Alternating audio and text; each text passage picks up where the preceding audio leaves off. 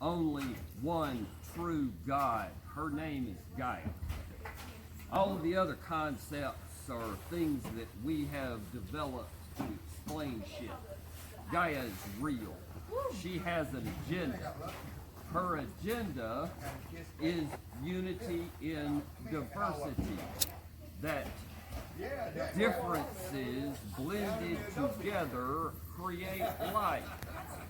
Earth, air, fire, and water are the basis of what you are, what all life is. These are extremely diverse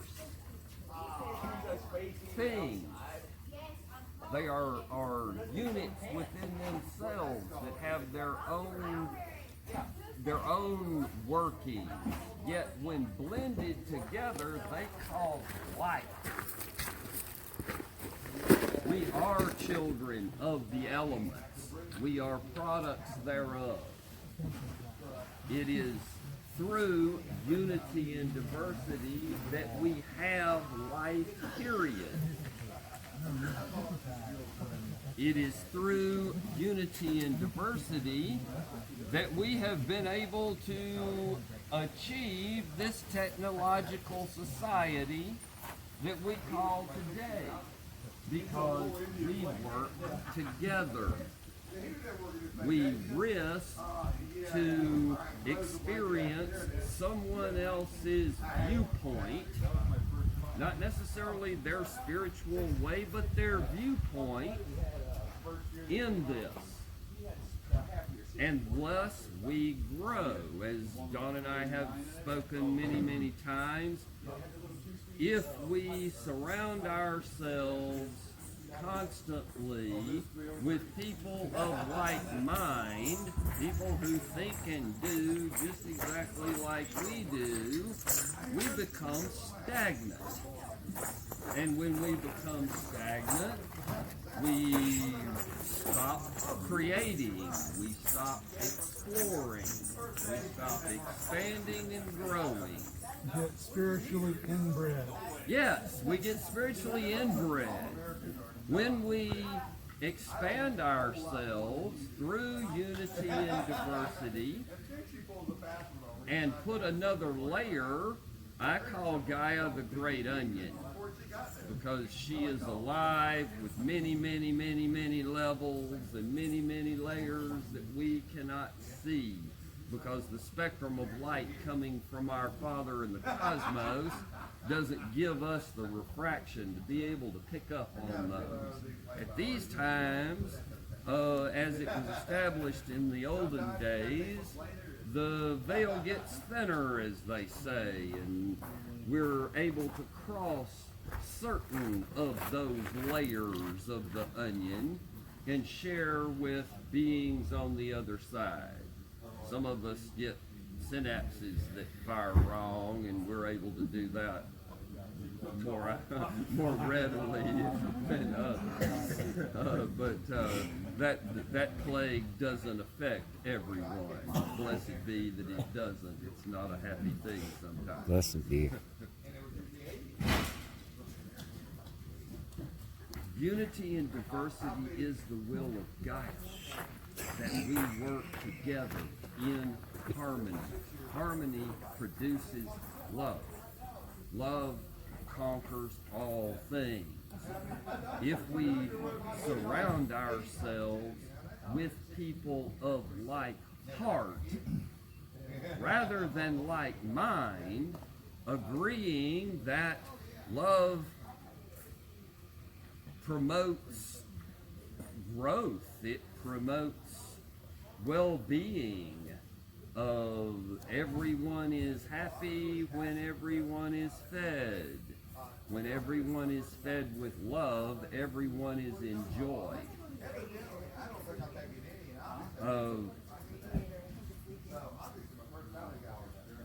It is a real concept. If it exists in a book, I'd like to know about it. If any of you have ever read it, please share that with me.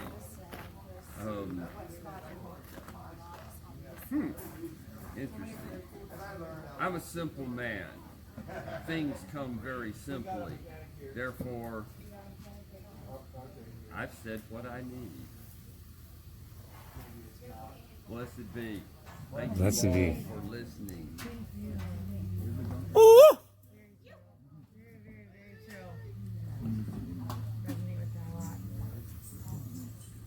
Yay! I knew it wouldn't take an hour. You were talking about unity and diversity. Yes. If it wasn't for unity and diversity, we wouldn't all be now here, making the magic co-creating this amazing sacred state and sending all of that love and that energy through the fire up and out through the valley and out to wherever and wherever it needs to go. Unity and diversity can take lots of different heads because that makes us limitless. But when we work from one heart, we are truly limitless. Ooh. And this is why I've been able to work with this lady for so long. She's fucking awesome. So are you? Unity and diversity, let me say this as well. She and I knew and went, wow, there's got to be really something to this and spirit driving it. Because we started a project in '93 and started preaching unity and diversity within the Raven Fang. And then shortly later, we started hearing about Serpent Fist and Rhiannon Knife. Some of y'all know these folks. Well, we were in Nashville, Tennessee. They were in Candler, North Carolina. And we start hearing about what they're doing. And we don't know each other. But they're teaching classes in and working in an elemental format, an elemental magical format. Same thing Don and I are doing in Nashville. And they're teaching, using the words, unity and diversity. We've never known each other. We're on opposite ends, miles apart. Other side of mountain. And it's like, wow, there must be some spirit guiding this if both of us are preaching the same thing and teaching the same formats. It's not just us doing this. Spirit has got to be involved. So I want to meet this guy. I want to know who Serpent and Rhiannon are. And as a result of meeting them and becoming heart bonded with that old fuck, we met, sure, and came to the land of Serenarid. If it had not been for the concept of unity and diversity, we wouldn't be sitting here right now. Unity and diversity is what brought us here. The willingness to agree that in some ways we disagree, but in most ways we agree. I'm one that believes that if we could bring world leaders to a table and give them subjects related to being human, they would all agree and we would have unity and diversity across the world. Because there are so many things that just being the children of Gaia, human, we can agree on readily. The way we treat our children, the way we treat our elderly, the way we treat each other, we will come to, yeah, that ain't right. No, it isn't okay to do that. And no matter what our political or spiritual outlooks, viewpoints are, there are many things that as humans we agree. Those things are the basis of unity and diversity. Those agreements of, I get a raised eyebrow here,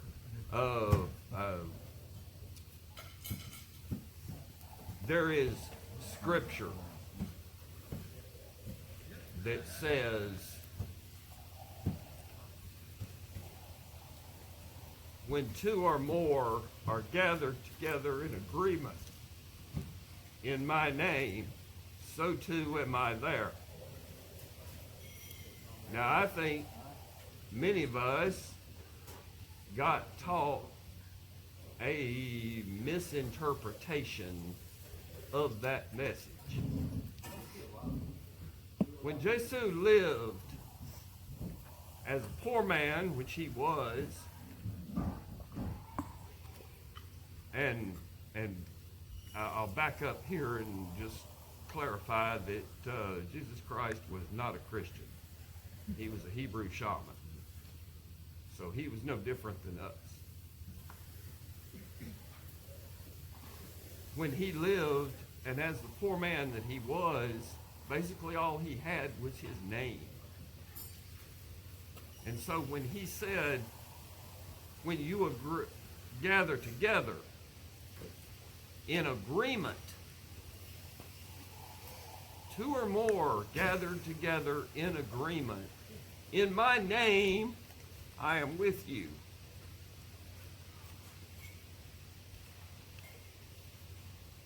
That was a pledge. By my name, in my name, I stand with you. It's the agreement that's important. When we agree, love is the law. Do we agree? Yes. I say. Woo! Bob Marley, one heart, one love.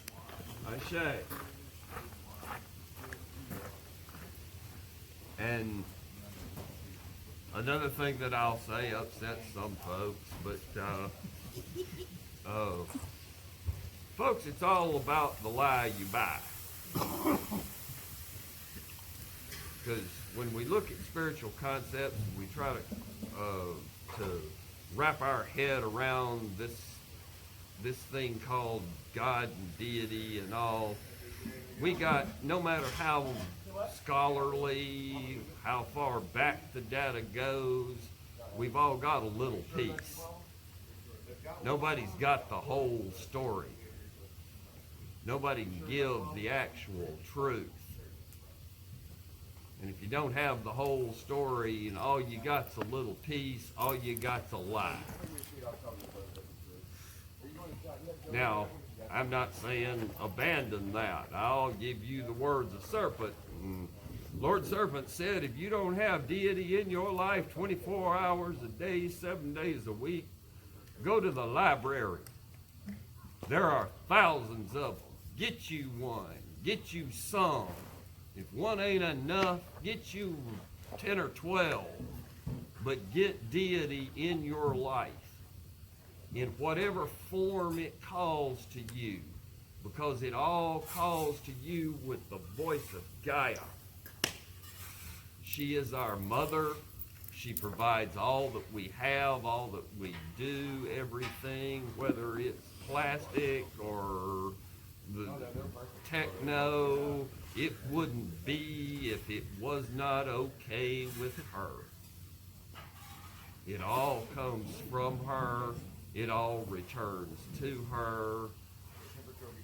We belong to her. She does not belong to Earth. Seattle.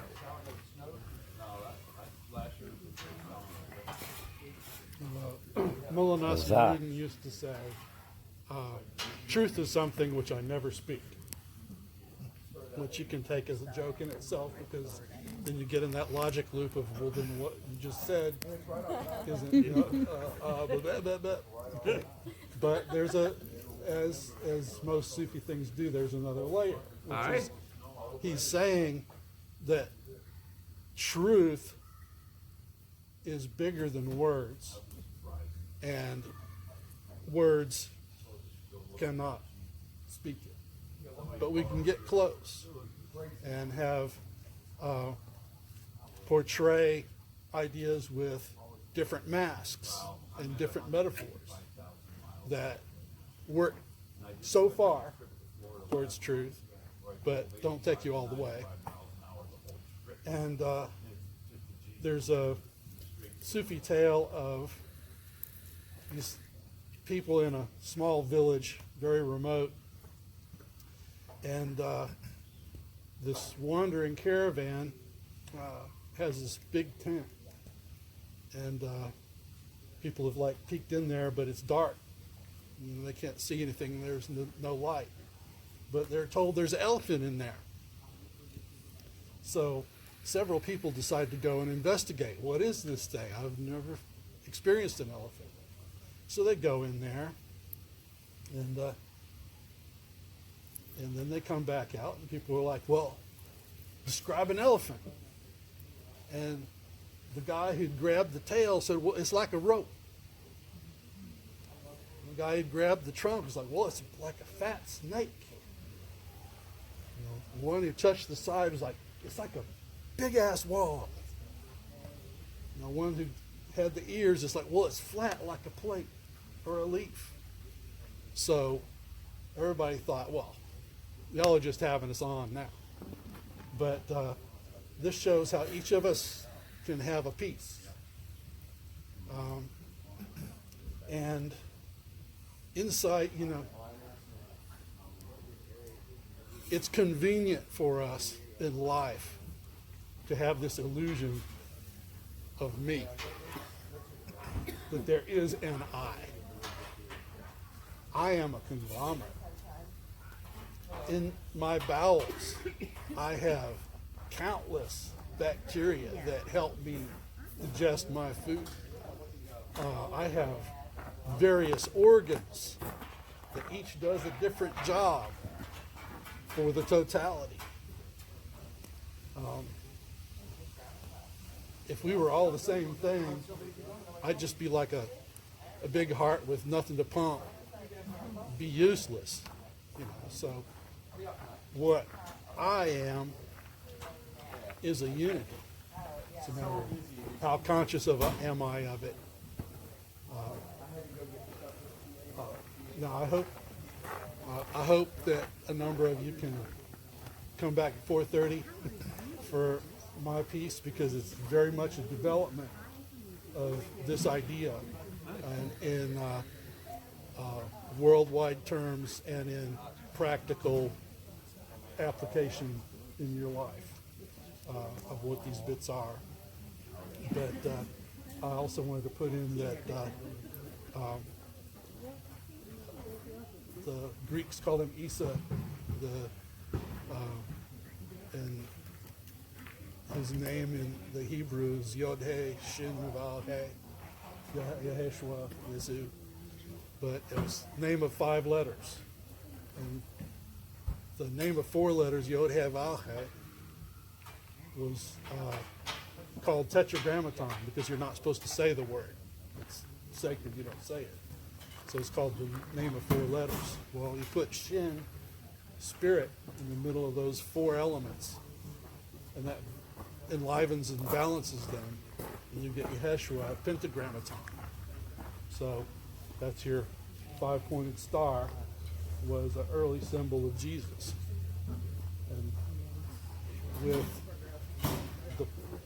with the point of spirit pointing down, that's Christmas. That's incarnation. Spirit balancing the four elements by incarnating. And upward pointing is Easter. It's spirit harmonizing the four elements by ascension. And we're to have both of these going on simultaneously. We are physically here, and at the same time, we have to surmount everything that is this monkey we ride. Not to despise it and say, you know, I can't wait till this life is over because it's hard.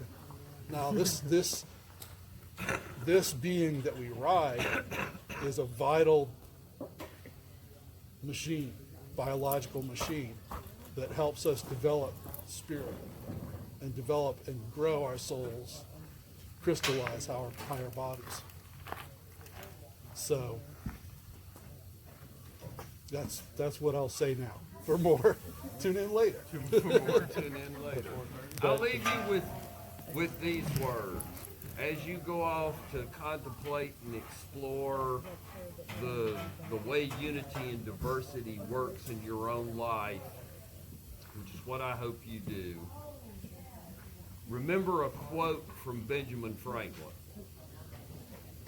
Old Ben said, "We may not ever discover what we are until we first discover what we are not." He also said, I know there must be a God because of fear somehow. I've heard this quote before.